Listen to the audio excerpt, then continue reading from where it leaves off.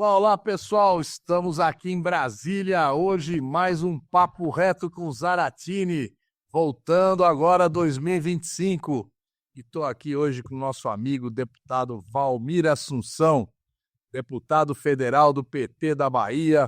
Já está no 4º mandato, não é isso, Valmir? Isso aí é um prazer, Zaratini, estar aqui discutindo, debatendo junto contigo, para poder a gente cada vez mais deixar a população informada dos assuntos sobre a reforma agrária, sobre o parlamento, sobre a vida do povo brasileiro. É isso aí. Valmir foi eleito pela Bahia, né? Ali representa muito trabalho no campo do nosso partido e é também integrante do MST, o Movimento Sem Terra, né? Também dirigente nacional do MST. E a gente quer começar aqui, Valmir, falando a grande preocupação que o MST e outros movimentos também questionam, né, a lentidão da reforma agrária. Como é que vocês estão vendo isso? Qual que é o problema disso na sua visão?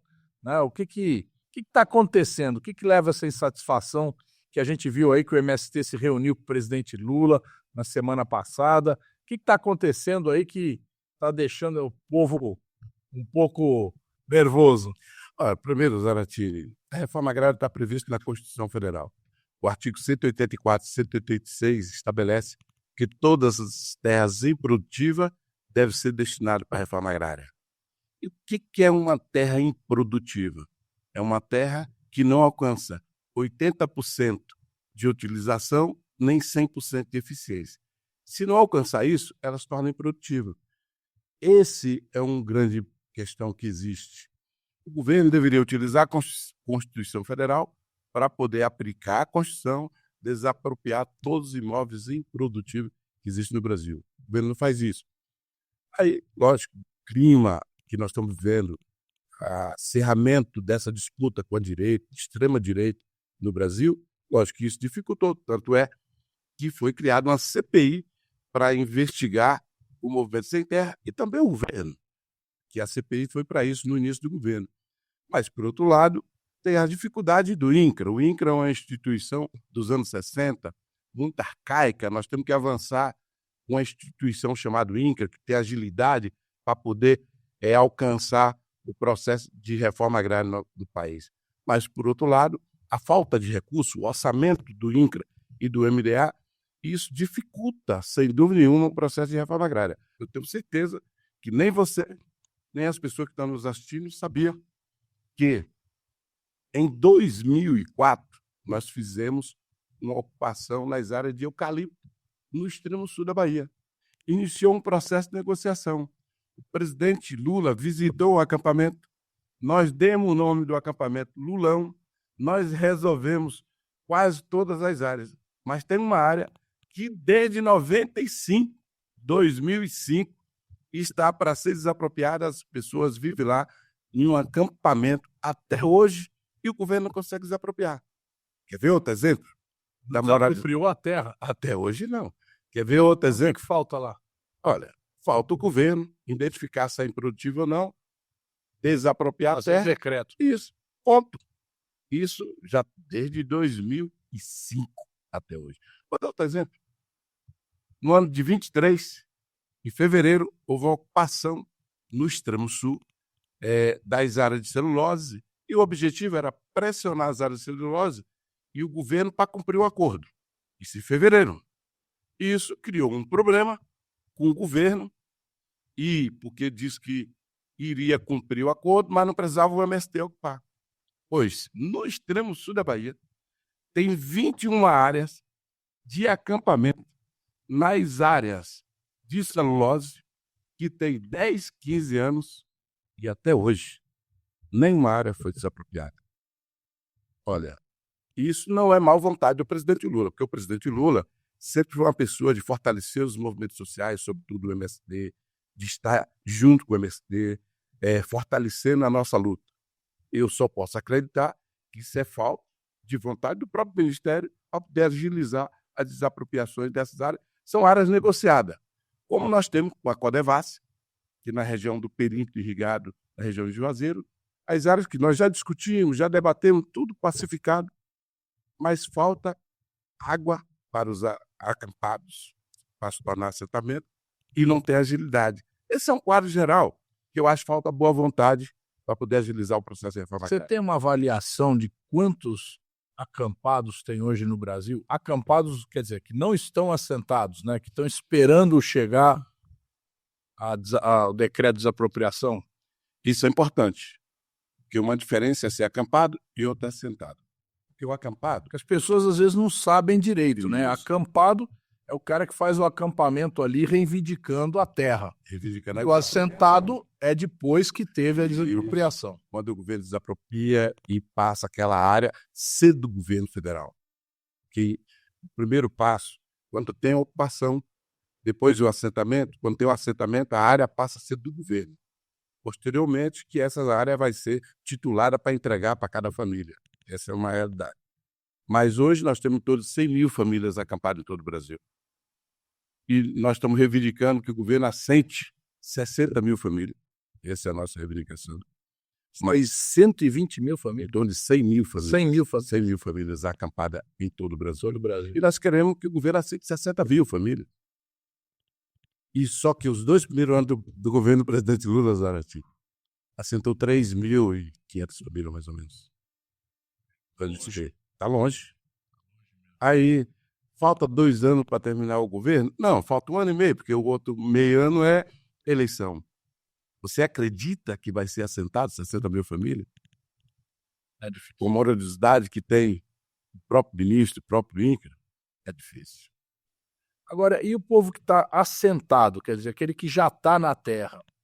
Aí tem todo um apoio que o governo tem que dar em termos de infraestrutura, de equipamento, de sementes, enfim. Isso aí, como é que isso aí está acontecendo? Esse processo já de produção. Olha, tem 2 questões aí. O governo, quando a família está assentada, tem que liberar o crédito de instalação, crédito de apoio, que é crédito para casa, que é crédito para comprar os instrumentos de trabalho. E também tem o crédito do Pronaf, que é para produção. Para você chegar ao Pronaf, é preciso essas famílias estar toda regularizada. Boa parte das famílias assentadas hoje ainda não estão regularizadas. Esse é um problema para acessar o Pronaf, que é o crédito de produção. E por incrível que pareça, Zarate, nós temos um crédito, que é um recurso do governo federal, para construir moradia nos assentamentos. Por incrível que pareça, nesses 2 anos, só foi assinado o contrato para 2.500 famílias, mais ou menos, de um universo de 450 mil famílias do MST. É muito pequeno, muito pouco. Então, esse é o problema que nós vemos. Falta de investimento para a produção e também do ponto de vista das condições para as famílias viver dentro dos assentamentos. Esse é um problema que nós estamos enfrentando. Teve uma audiência do Movimento Sem Terra com o presidente Lula. O Movimento Sem Terra apresentou os números reais para o presidente Lula. Acredito eu que o presidente Lula vai tomar devidas providências, justamente pelo carinho que Lula tem com os movimentos sociais, sobretudo com o MST, eu tenho certeza disso, mas, por outro lado, está devagar. Você vai falar, galera. Bom, todo mundo sabe que nós estamos vivendo um problema aí de alta de preços dos alimentos, né? Alta de preços muito por conta de vários alimentos que são exportados, né? Como, por exemplo, o café, né? Que é o que mais aumentou de preço, a carne, né? A soja, o trigo, que a gente importa também, boa parte do trigo. Então, mas tem também os alimentos que são, vamos dizer assim, os vegetais, as hortaliças, os produtos mais, assim, as frutas, né, que são produzidos geralmente pela agricultura familiar e pela pequena agricultura. Você acha que colocar esses assentamentos para produzir com mais equipamento, com mais insumo, conseguiria reduzir esse problema do custo de vida no Brasil? Sem dúvida nenhuma. Se a população que produz ela tiver acesso ao crédito com mais facilidade para poder esse crédito se tornar em produção, lógico que isso vai criar as condições para diminuir preço, para as pessoas terem acesso aos produtos. Mas tem uma coisa, Aratini, que eu acho que é fundamental nós levarmos em consideração sobre o preço. O grande problema do preço dos alimentos é porque as pessoas ganham pouco, o salário é baixo. Sem dúvida. A população. Esse é um problema. Então diz, é porque os produtos são importados, porque não se produz no Brasil? Não, na verdade, é que cada cidadão recebe, o salário é muito baixo. E olha, o presidente Lula valorizou o salário mínimo, mas ainda é muito baixo. Então, lógico que o poder de compra das pessoas é muito pequeno. Então, as pessoas dizem sempre, o produto está caro. Eu quero fazer uma reflexão. O produto está caro ou a gente ganha muito pouco? O povo ganha pouco. Isso nós temos que levar em consideração, que é difícil o processo de produção nos assentamentos de reforma agrária. Você trabalhar sol a sol. E nós temos que... Reforma agrária, agricultura familiar, quilombola, o pequeno proprietário. Então, ou seja, quem trabalha na roça, nós temos que produzir um produto de qualidade, que tem um preço elevado, sem dúvida nenhuma, mas a população também, ao mesmo tempo, tem que ter um poder de compra que permita comprar os principais alimentos. Mas, lógico, que na situação que nós estamos, nós precisamos ter mais investimento do ponto de vista de crédito para poder a gente produzir mais alimento, para poder as pessoas terem direito e acesso à produção que nós fazemos todos os dias. É isso aí. E só recordando aqui um dado importante aqui do IBGE. Né? Nos 2 primeiros anos do Bolsonaro, os alimentos, a inflação de alimentos foi 27,4%. Nos 2 últimos anos do Bolsonaro foi 22,5%. Total, somando um com o outro, 56% de aumento dos alimentos. Nos 2 primeiros anos do Lula, foi 7,6%. Então, a gente também tem que ver, tá muito barulho aí dizendo que o governo do Lula é que aumentou o preço, mas o preço já vem alto lá do governo Bolsonaro. Mas o grande problema, Zaratini, é que as pessoas criam uma grande expectativa com o nosso governo, com o governo do presidente Lula. Lógico que Lula criou um conjunto de políticas para poder entregar para a sociedade. Nesses últimos 2 anos ele conseguiu construir essas políticas sociais, de desenvolvimento, de geração de trabalho, de emprego e controle da inflação. Ou seja, ele tem dito que esse ano é o ano da colheita. Então, essa é a expectativa que nós temos, a gente poder colher o fruto dessa política construída nesses primeiros 2 anos, nesse ano de 25, porque esse ano é crucial para esse projeto político liderado pelo presidente Lula e que todos nós fazemos parte. Exatamente. Mas, o Valmir, você participou da última CPI do MST, né, que foi, se não me engano, a 4ª ou 5ª CPI do MST que já teve aqui na Câmara, né? Quinta CPI do MST, que nem o BNDES. Todo mandato aqui tem uma CPI do BNDES, que nem a Petrobras, tem a CPI da Petrobras. Bom, o alvo desse povo da direita é sempre buscar alguma irregularidade, alguma questão no MST. Qual foi a conclusão dessa CPI? Você que ficou até o fim lá. A conclusão foi, não teve relatório, não aprovou nenhum relatório. Não conseguiram aprovar o relatório. Não conseguiram aprovar nenhum relatório. E a CPI era uma disputa política, porque tem uma questão que é importante, todos nós compreendemos. O Movimento Sem Terra nasceu em 84. Então, nesses 41 anos do MST, o MST teve muita transformação, mas também o campo brasileiro.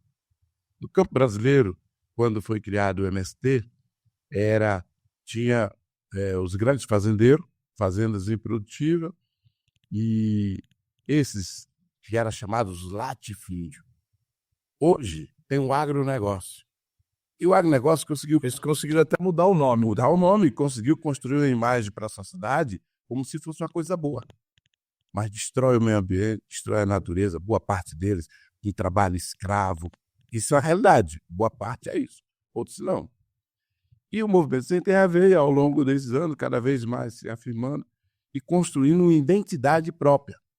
Porque nós, no início do movimento, era muito vinculado um pouco à Igreja Católica, o movimento sindical, e nós fomos conseguindo construir uma independência.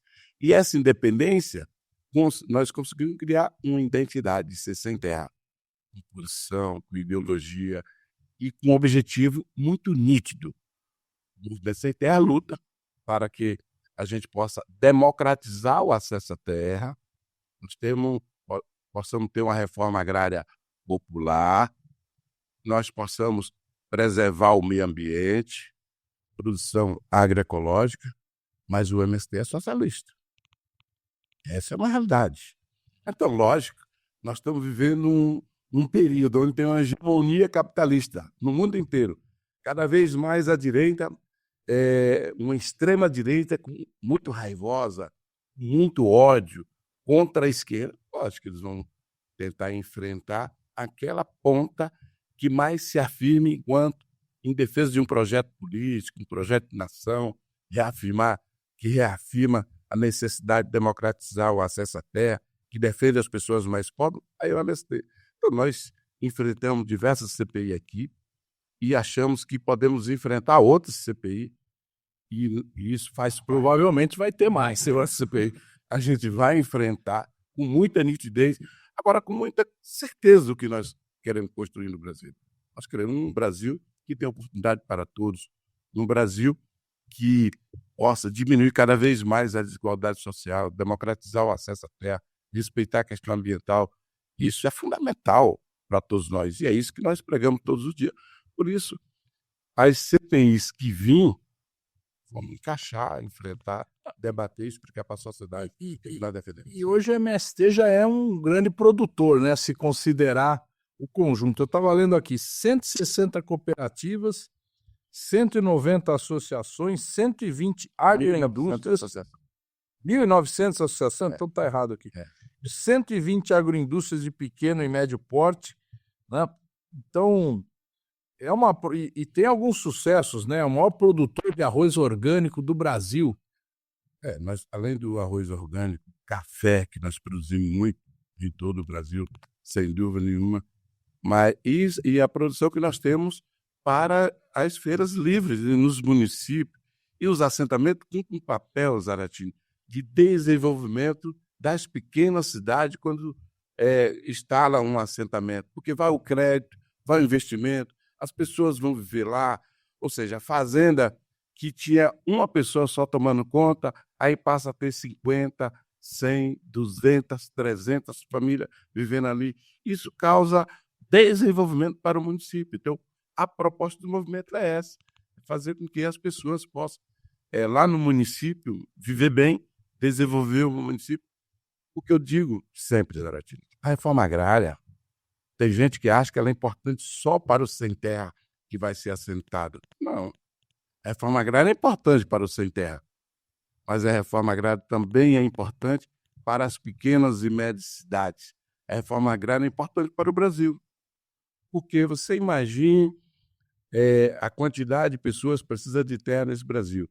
Aí você tem mais tecnologia, mais trator, mais máquina, mais coletadeira, ou seja, isso democratiza cada vez mais a tecnologia no Brasil. Isso significa a necessidade de produzir mais maquinário, ter mais investimento, e isso é bom para todo mundo. Então, a concentração de riqueza, a concentração em terra, a concentração de renda é ruim para o povo brasileiro. E o agronegócio expulsa a população do campo, porque, na verdade, como é muita tecnologia, né, muita máquina, e são monocultura, quer dizer, um produto só, praticamente a população não tem o que fazer no campo. Né? E boa parte da produção do agronegócio é para exportação. É para exportação, né? Então, é uma situação que está cada vez diminuindo a população no campo, e o MST age no sentido contrário, de levar, né, para a população a garantir emprego para o trabalhador no campo. Né? Então, eu acho que essa é uma coisa que as pessoas também precisam compreender um pouco mais. Né? Em São Paulo, por exemplo, tem lugares onde tem plantação de cana-de-açúcar, que tem município que não tem nenhuma usina. Então, aquele município é pobre. O outro município que tem usina já é melhorzinho, porque recolhe ICMS. Mas onde não tem a usina, então você vê como é que é. Então, né, a gente conhece ali alguns municípios lá no no estado de São Paulo, onde o pessoal que vive no município sem usina está lascado, porque a cidade está na pior, né? E o fato de você colocar a pequena agricultura, o trabalhador, o negócio familiar, eu acho que gera mais renda para o município, né? É isso aí. E, por outro lado, Zarate, tem um processo da reforma agrária que é importante levarmos em consideração. Houve um êxito rural muito grande ao longo dos anos, e principalmente para São Paulo, para os grandes centros. Isso porque a dificuldade das pessoas viver no campo.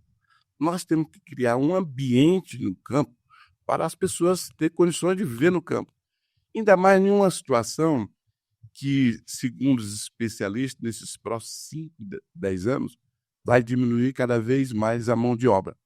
Isso significa que uma parte da população ela vai ter um caminho, que é voltar para o campo. Então, os nossos governos têm que criar esse ambiente. Nós não podemos ter um assentamento de reforma agrária onde não funciona a internet, onde não tem as redes não funcionam. Não tem escola, né? Não pode, de forma nenhuma. Os assentamentos de reforma agrária tem que ter creche, tem que ter escola de tempo integral, e isso tem que ter.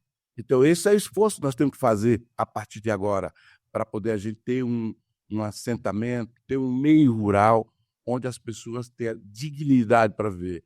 As áreas quilombolas que existem nesse Brasil, as pessoas têm que ter condições de ter uma vida digna, até porque, como o Brasil e o mundo está sendo constituído, nós não temos outro caminho senão fortalecer cada vez mais e criar oportunidade para as pessoas viver no campo com uma vida adequada, boa, decente, com todas as condições que uma pessoa na cidade vive. Uma pessoa que as pessoas que vivem nas periferias sofrem muito. A pessoa que vive, a classe média que vive na cidade, nós temos que criar condição para essas pessoas viverem nos nossos assentamentos. Me diz uma coisa, eu sei que está aqui na Câmara, agora já vai completar aí 16 anos, né? E recebe muitos prefeitos aqui, vem muito prefeito aqui pedir emenda. Lá na Bahia, você sente uma relação dos prefeitos com o movimento do Sem Terra? É muita contradição, muita briga ou, ao contrário, tem algumas parcerias?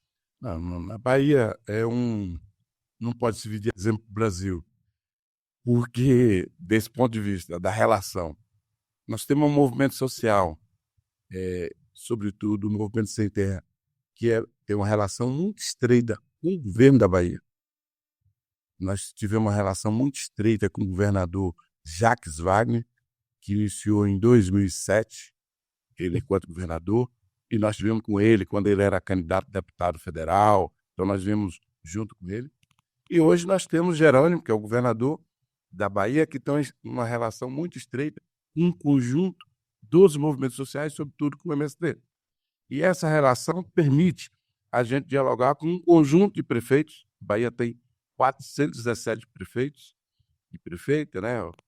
417 municípios, e a nossa relação, com a maioria deles, é boa a relação, não tem grande dificuldade. Até porque uma das pautas que os assentamentos de reforma agrária têm, o governador também tem, que é a educação. O governador Jerônimo defende a educação como a principal pauta para ele. O MST também defende.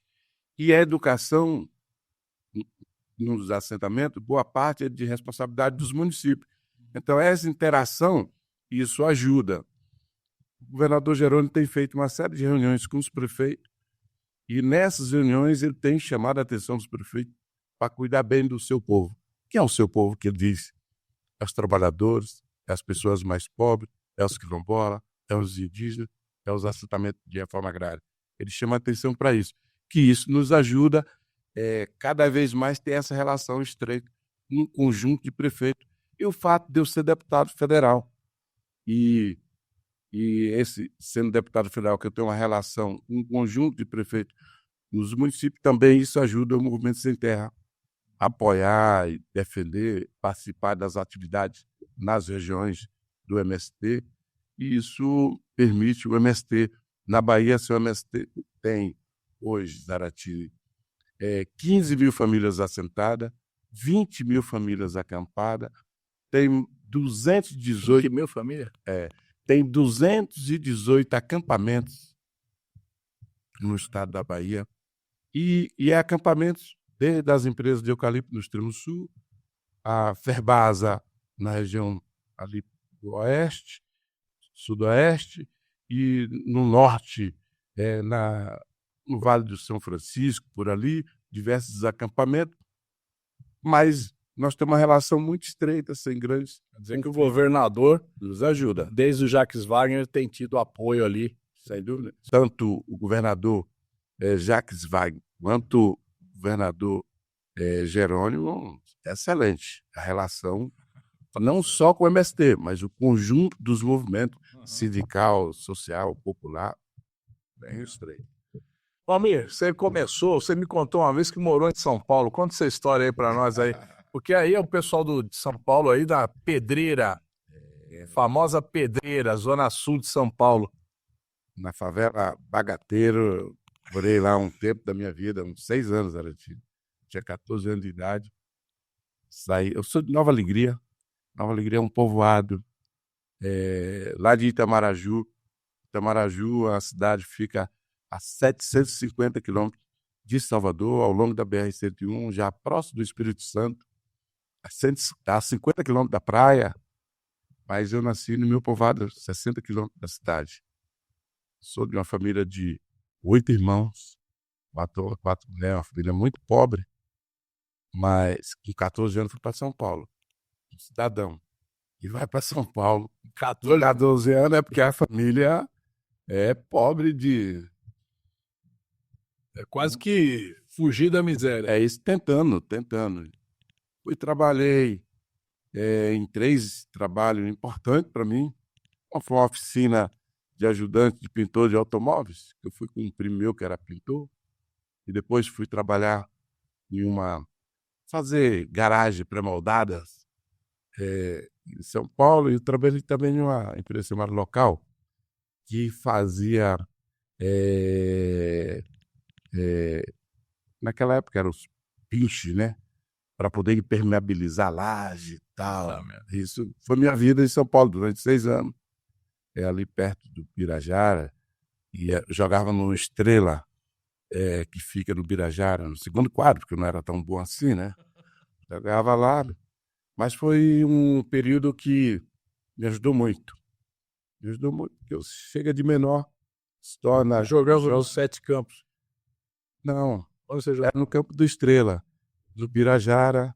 Logo ali tinha um campo do Estrela, nunca mais eu fui lá.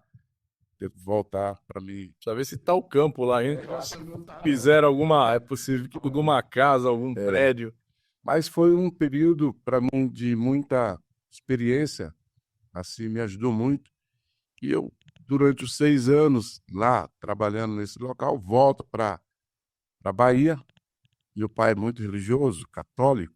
Meu pai tem 101 anos. E ele, da Igreja Católica, eu fui entrar no grupo de jovens para poder criar uma relação muito estreita com ele ali. E aí acabei entrando no movimento sindical, que foi no Sindicato dos Trabalhadores Rurais. Fui coordenador da juventude. Depois entrei no Movimento Sem Terra. Participei da primeira ocupação em 87. Dia 7 de setembro de 87, participei da primeira ocupação. No extremo sul da Bahia. No extremo sul da Bahia, no município chamado Alcobaça. O assentamento é 40-45. Participei da primeira ocupação. E aí eu entrei no movimento até hoje. Nessa organização que me deu identidade, me fez eu secretário de combate à pobreza do governo Jacques Wagner durante 4 anos, deputado estadual, deputado federal, 4 mandatos. Sou o que eu sou, devo ao MST, sou grato ao MST e minha vida é o MST. É isso aí. Minha gente, Valmir Assunção, muito obrigado aí pela entrevista de hoje aqui, o nosso podcast. E vamos voltar outras vezes aqui, que vamos ter muito assunto aqui para tratar, né, da nossa realidade aqui social, política do Brasil. Obrigado. Agradeço, Zaratilho. Estamos juntos nessa caminhada. Bora lá.